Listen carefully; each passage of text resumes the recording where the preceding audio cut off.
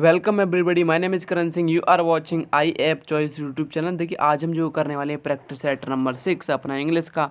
तो चलिए देखते हैं अपना प्रैक्टिस सेट नंबर 6 में आप जो कितना स्कोर करते हैं कमेंट बॉक्स में लिख करके बताइएगा।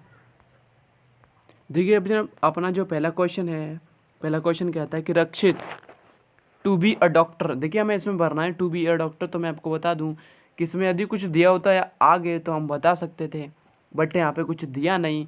तो हमारा जो सेंटेंस है प्रेजेंट इंडिपेंडेंट सेंटेंस है, और प्रेजेंट इंडिपेंडेंट सेंटेंस क्या होता है कि Rakshit wants to be a doctor, मतलब जो रक्षित है वो एक डॉक्टर बनना चाहता है। देखिए बॉन्ट तो आएगा नहीं क्योंकि रक्षित सिंगुलर तो ऐसे ही तो आता, और बॉन्टेड इसलिए नहीं आ रहा बिकॉज यहाँ पे कुछ दिया होता, उसने पास्ट का एक्शन दिया होता जिससे हमें पता पड़ता, या 1 ईयर अगो 2 ईयर अगो इस प्रकार से दिया होता है, बिफोर या यस्टरडे कुछ दिया होता तो हम करते थे कि बॉन्टेड होता है, ठीक है ना। तो ये बेसिक कट गया, इज वॉन्टिंग होता ही नहीं, ठीक है, नहीं तो हटाइए क्योंकि यहाँ पे इज एम आर होता तो करते हैं। तो क्या हो जाएगा, हमारा आंसर विल बी ऑप्शन एकदम करेक्ट है। Rakshit wants to be a doctor, Rakshit एक जो डॉक्टर बनना चाहता है। आगे देखते हैं अपना जो क्वेश्चन नंबर 7 है, आई वॉज सून क्या आएगा, ठीक है ना, अवॉकिंग फ्रॉम हिज डिसएग्रीएबल रिव्यू।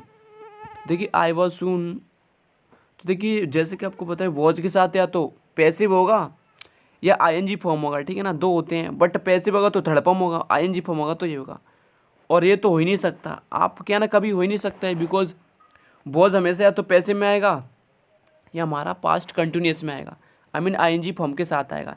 इनके साथ तो आ नहीं सकता बिकॉज ये तो वैसे भी नहीं आएगा, बिकॉज सेकंड फॉर्म तो आएगा नहीं, नहीं आएगा, वॉज के साथ हमेशा ही आना है। बट हम देखते हैं आगे सेंटेंस को पढ़ के कि आईएनजी वाला आएगा या ये वाला आएगा, तो दोनों में से कोई सा होगा एक। तो I was soon from this disagreeable review.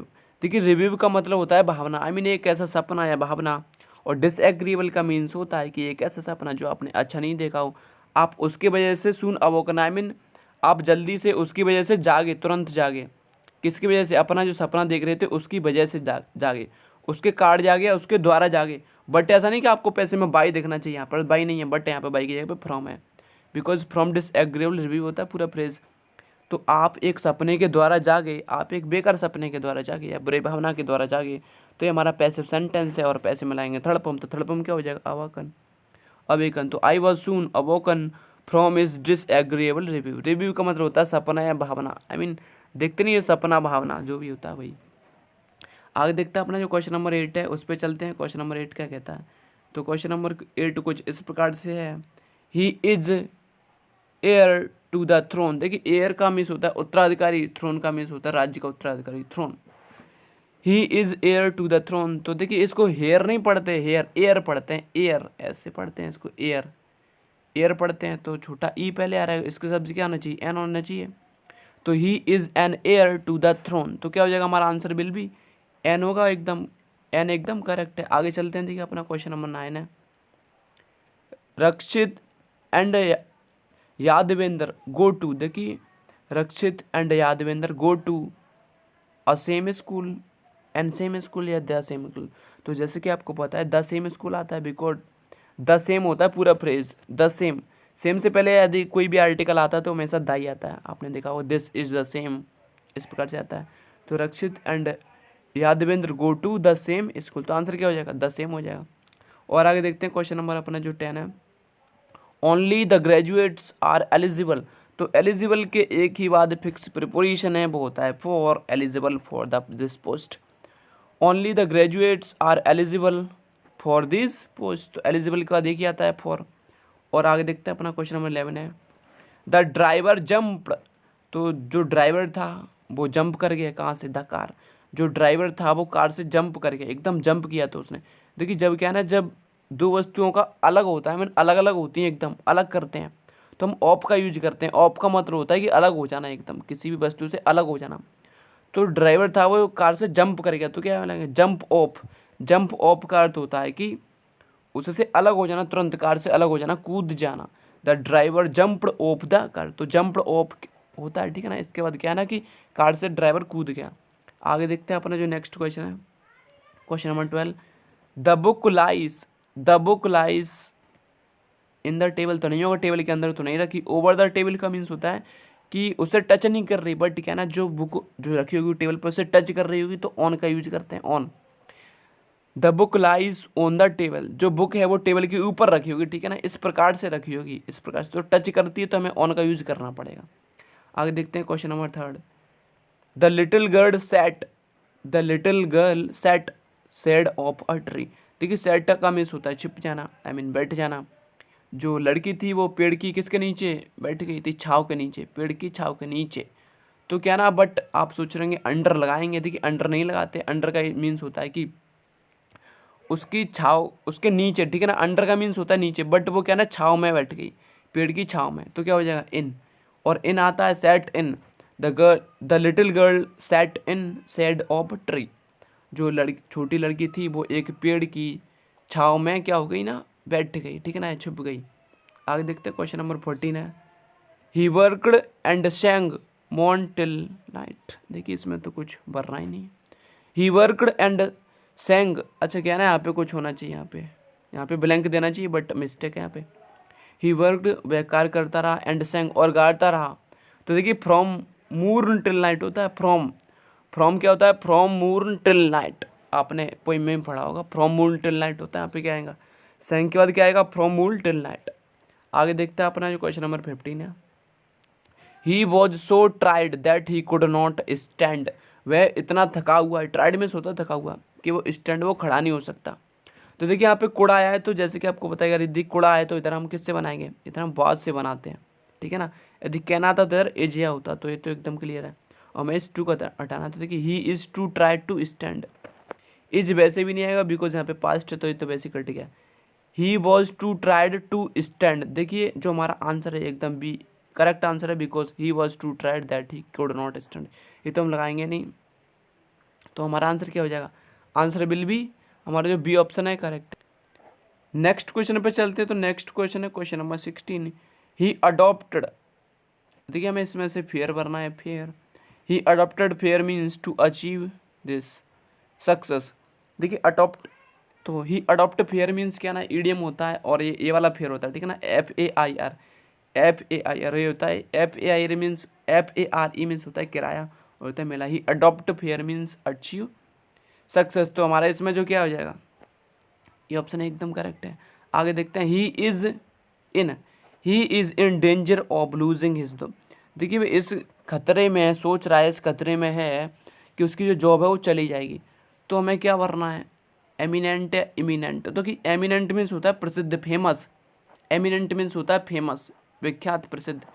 Imminent होता है कि एडजोसेंट, एडजोसेंट मीन्स कि निकट, पास में ही, निकट, ठीक है ना, निकट।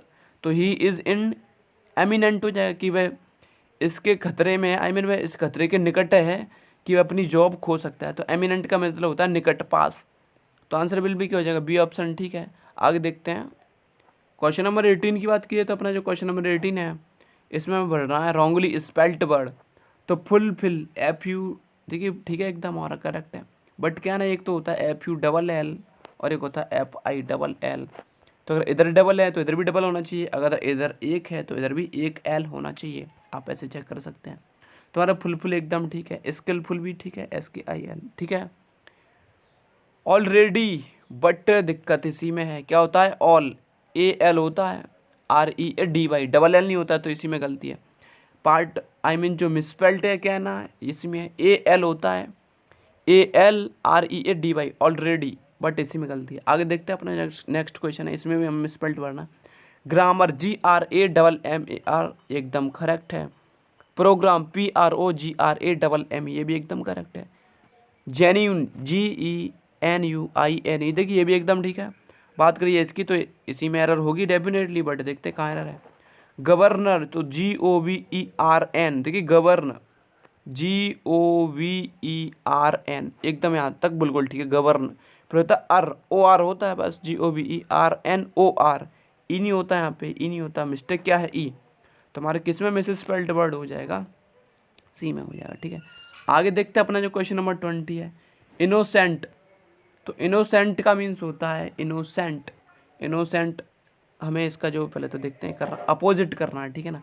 तो इनोसेंट का मीन्स होता है निर्दोष, निर्दोष, निर्दोष। और गिल्टी का मीन्स होता है दोषी। फॉल्स का मीन्स होता है गलत। ऑनेस्ट का मीन्स होता है ईमानदार। तो क्या हो जाए, गिल्टी, इसका मतलब निर्दोष, इसका मतलब है दोष। ठीक है ना, गिल्टी दोषी। आगे देखते हैं ग्रेस्प। देखिए ग्रेस्प जो बना है वो ग्रिप से बना होता है, ग्रिप ग्रेस्प। ग्रेस्प का मीन्स होता है पकड़ना, किसी को पकड़ के रखना, जकड़ के रखना, पकड़ना, ग्रेस्प। और इसका अपोजिट हो जाएगा स्कैटर में बिखेर देना, गैदर में इकट्ठा करना, लीव में छोड़ देना, और रिलीज में, देखिए इसका जो अपोजिट क्या हो जाएगा, रिलीज। रिलीज में होता है छोड़ देना, तो दैट इज आंसर बी। आगे देखते हैं question number 22। Who has broken my slate, who has broken my slate, तो हु वाला तो इम्पोर्टेंट होता ही है। तो हु को बनाते हैं हम बाई हुम से।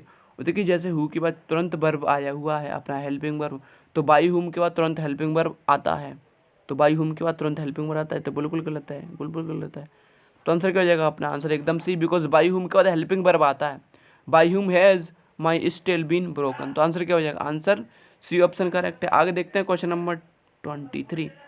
ईच वन ऑफ अस, देखिए ईच एवरी एदर, ठीक है ना, इस प्रकार से आता है। तो each every, every one, anybody, तो ये सिंगुलर आता है, हमेशा सिंगुलर वर्ब आएगा। Each of, each one of us has, क्या होना चाहिए, हैज़, बिकॉज सिंगुलर आएगा। Has to work for living, तो क्या होना चाहिए यहाँ पे, हैज़ होना चाहिए। आगे देखते हैं क्वेश्चन नंबर 24। तो अपना जो 24 है उसमें देखते हैं, he reached to the college in time. देखिए इन टाइम वे टाइम से कॉलेज पहुँच गया, तो यहाँ पे तो बिल्कुल ठीक है, यहाँ पे भी ठीक है। तो जैसे कल मैंने बताया था कि रीचर्ड के बाद कोई प्रिपोजिशन नहीं आता, मैं कल बताया प्रैक्टिस सेट में कि रीचर्ड के बाद कोई प्रिपोजिशन नहीं आएगा, तो आंसर गलती जो किस में है, बी पार्ट में गलती है, ठीक है ना। रीचर्ड के बाद कोई प्रिपोजिशन नहीं आता, आपको मैंने कल बताया था, तो रीचर्ड के बाद कोई प्रिपोजिशन नहीं आएगा। A number of cattle is grazing in the field. देखिए कैटल होते हैं प्लूरल, और प्लूरल के साथ आता है हमेशा वॉज, आई मीन प्लूरल आएगा, आर आएगा, बट यहाँ पे आपको पता है अ नंबर ऑफ, ठीक है, एक होता है द नंबर ऑफ, एक होता है अ नंबर ऑफ। तो अ नंबर ऑफ के बाद जो वर्ब आती है हमेशा प्लूरल आएगी, यहाँ पे क्या आएगा, प्लूरल, प्लूरल मीन्स आर आएगा, are. The number of, the number of होता तो यहाँ पे इज एकदम ठीक था, तो यहाँ पे क्या होना चाहिए, यहाँ पे होना चाहिए आर, क्या होना चाहिए यहाँ पे, are grazing in the field. तो ग्रेजिंग मीन्स होता है कि चरना, आई मीन वो चर रहे हैं। तो ये था हमारा प्रैक्टिस सेट। आई होप कि आपको कुछ सीखने को मिला होगा। तो thank you for watching this video.